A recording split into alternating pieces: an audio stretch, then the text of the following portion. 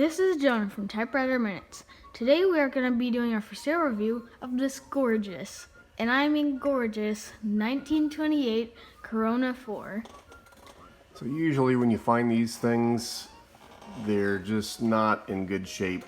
Usually the drawstring's broken, the feet are usually gone or mashed to a pulp. A lot of times the decals are wiped off or rubbed off. You might get LC and Kerr typer ink. This one here is in really good shape. You can see the decals are in excellent shape. Paint is in excellent shape. And mechanically this thing is in excellent shape. And the reason it's in excellent shape is that the buyer or the seller that I picked it up from had it serviced by Abel Office Machines in Fort Worth in the last couple of years. I forget the exact date, but I have the service receipt. And he did a lot of work on this. He cleaned and tuned it, so it's working really nice, as you'll see in the typewriter review in just a minute. And if you can see back in there, it's kind of hard to see. There. He replaced the feed rollers. You have nice fresh rubber feed rollers. He replaced the drawstring, I can tell, because it looks like a two-color braided fishing line. And he replaced the feet. I'll show you when I tip it up later. These rubber feet, and these guys are not cheap. I think I know where he got these. And on the service receipt, it looks like those were a $60 pass-through cost. And so, anyway, everything is ready out of the box. It does not have a new platen. Platen's a little hard, but with the brand new feed rollers, you can fit even three pieces of paper in, which I'm going to do for the typing test. So, okay, just a quick review of some of the features. There's no tabulator on this particular model. I believe they did have a version of the Corona that had a tabulator. This one does not. There's your backspace. Nice, easy backspace. This thing has a margin release key. Also has back here a margin release lever. It does the same thing. I'm not sure why they decided to include both, but there's a margin release lever or a margin release key that you could use to get past the left or right margins. It is a carriage shift, but given the size of the machine, it's fairly light on the pinkies. There's your shift lock. I've noticed on the shift lock you have to give a slight bit of force this way when you're doing it, just the way that is built. If you push straight down or you pull when you're doing it, it may not lock, so you have to kind of give it a gentle forward push and then shift key to let it off. The key rings and the numbers are all clear. A little bit of fading. I think those were probably originally bright white papers, but the good thing about this is that they've kind of all faded equally, so it has a nice, I don't know, golden hue to it. You can see the tip of the rubber foot. I'll show you the bottom when we tip the machine up. Over to this side here, we got a carriage release lever right here. You can hear the bell. This thing does not have a paper bell. It's got paper fingers right there and right there. So after you feed the paper through, just slide these wherever you want on your paper. Up here, right over here, is your ribbon color control. And Mr. Abel put an all black ribbon in here, and I don't want to waste a good ribbon, so I'm going to leave it in there. But when we do the typing test, I'll show you in both positions it types equally well. And that's how you change it from stencil to black to red. You can see the red over here. So we'll put it back. Put it back on black. There we go. You just push this little guy and slide it back and forth. These ribbon spool covers have two tabs, and you just squeeze. Put your thumb right there and squeeze, and they come right off. You can see there's a tab on each side, right there and right there. And there's two little slots, one there and then one on the back side. So you just put the tab on the back side, comes on over, squeeze a little bit down there with your thumb, and it pops right back on. It does have automatic ribbon reverse, so it triggers the little forks right here. You have to have spool or eyelets on the ribbon to trigger that. Over here, I'm going to pass the camera off to Jonah. I'm going to show you the carriage release, or the carriage lock. It's not, I don't think it's really a carriage lock, but this lever right here, when you're ready to put it in the case, you slide it all the way back towards the back of the machine. That allows the carriage to move this way, and it just stops when it's centered. And then, so it doesn't really lock in place, it just releases the, releases the star wheel so that it just wants to move this way.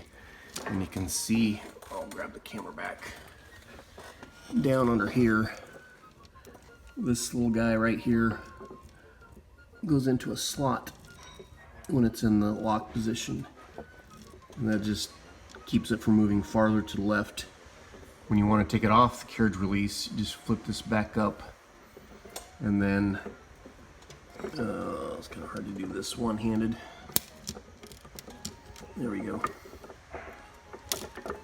I'm going to pass the camera back to Jonah. Okay, when you flip this back up, now it slides back and forth. Now I've noticed, you could tell I probably had a little bit of trouble. After you lift this back up, you have to back it off just a touch, because otherwise this little cleat, if you can get under here, Jonah, will hit this guy right here unless you back it off just a hair. Now it works fine. So again, carriage lock is all the way this way. That allows it to move and just rest in that position for the case. And you get it off, flick it back up, and just back it off just a hair. That way it continues to slide back and forth. Okay, back to the back of the machine. It has two little paper wrists that fold up. Be careful when you're putting it in the case to have these down so that you don't bend it. Put those back down. As I mentioned before, it's got fresh rubber here on the feed rollers, so it's very easy to feed paper in. It has push and slide margins, so you just push this guy and slide left or right, and then just jiggle it to lock it in position. So those are your margins. You can see here the Corona on the back is in excellent shape. Back over to this side, this guy here with the little round thing on the end is the line spacing. So that goes, if you push it slightly, it moves back and forth for single or double space. And then I'll show you this line, or this plat knob actually pulls out, and that's your release. To release your clicks if you want to move wherever you need to on a form. And then when you're ready to type again with your regular lines, that pushes right back in and your clicks are back. So here's your carriage release lever for the left side. Here's that margin release lever that I mentioned. And then it has a little curled line return lever. So you just get that with one of your fingers. Now this, when you put it in the case, it does push down, and you have to be careful when it's in the down position not to move the carriage back over that way, because a lot of times these ribbon spool covers are scratched because of that. So make sure this guy's up when you're ready to type. So I think that about does it for the features. Up here, I forgot to show there is a paper guide, so you could slide this guy back and forth for wherever you want the left side of the paper to be. I usually keep that at 0. And then I usually keep the margins on 10, and I don't know, about 10 in from the right as well. So we'll come right back and tip the machine up and show you the bottom. Okay, quick peek under the machine. I'll tip it back on the nice thick felt pad. can see the bottom of these nice fresh rubber feet, nice and grippy, and it's nice and clean under here thanks to Mr. Abel's good work.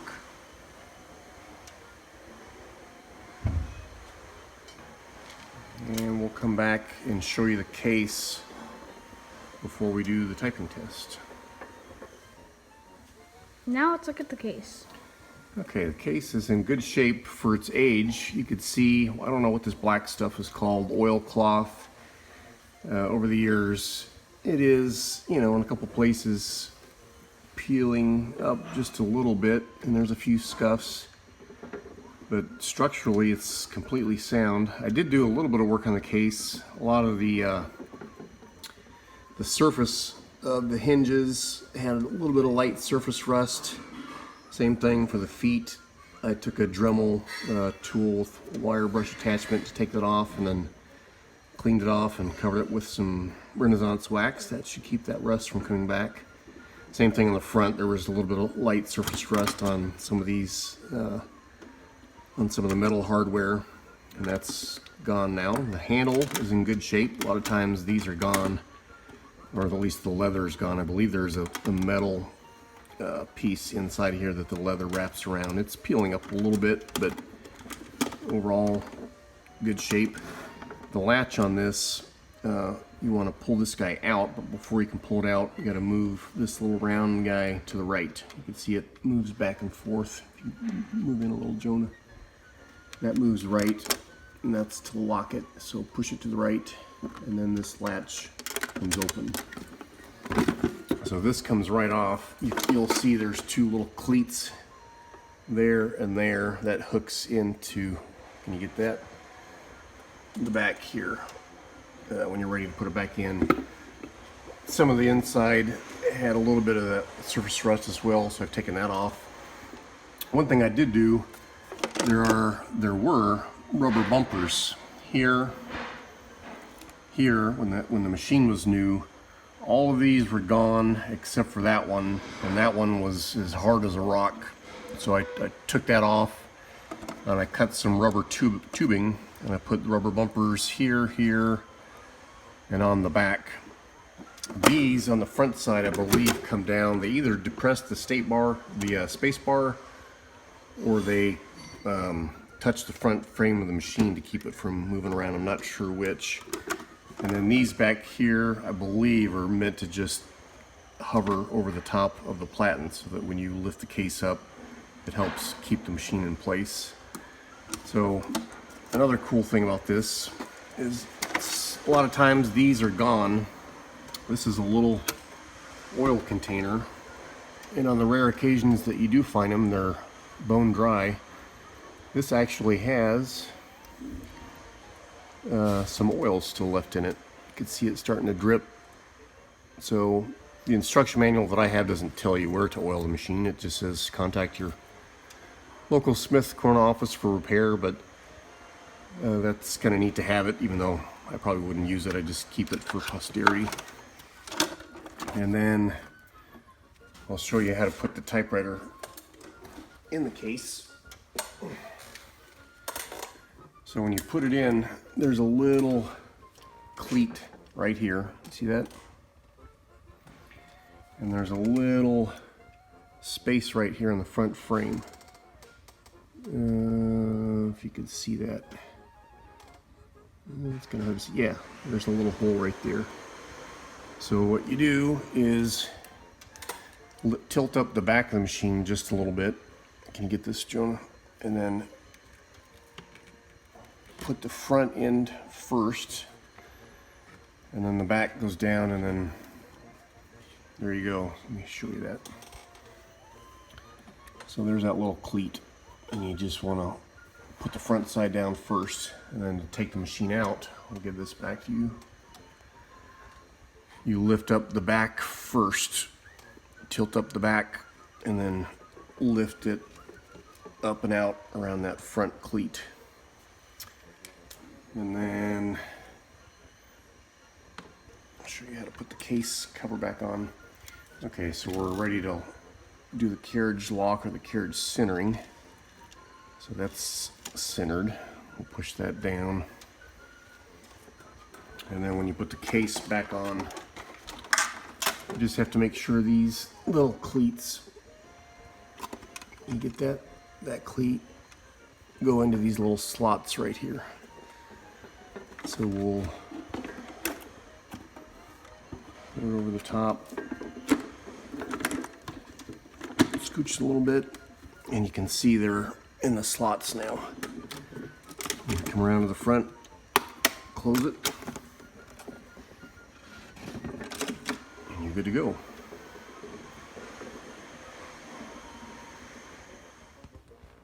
Two more things about the case. The prior owner label is Machines. So I'm going to keep this label on there. It's got the name of the machine and then the serial number.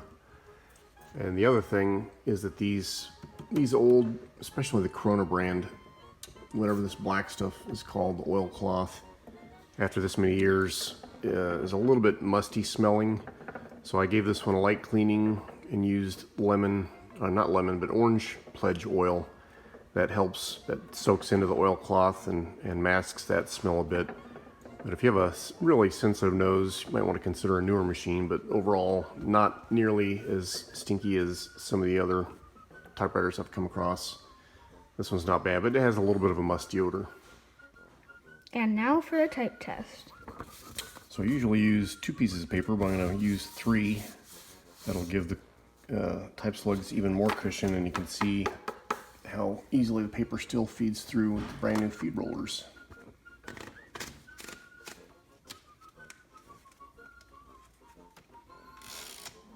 So we'll do a couple lines on the black position.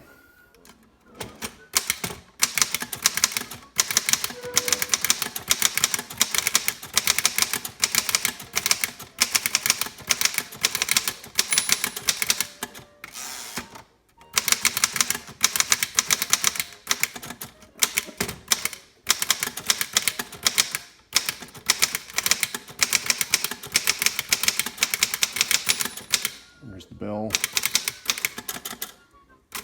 There's a line lock. So margin release.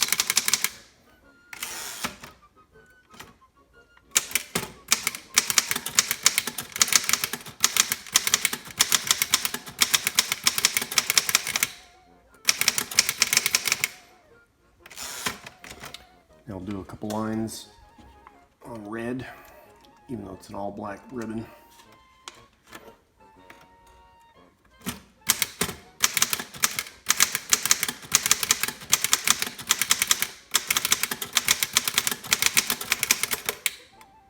Oops.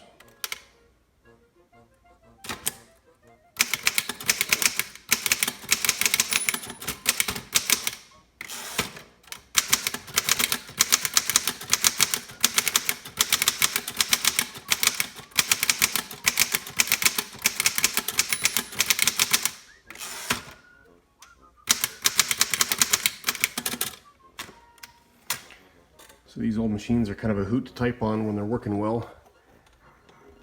And you can see the output is really good.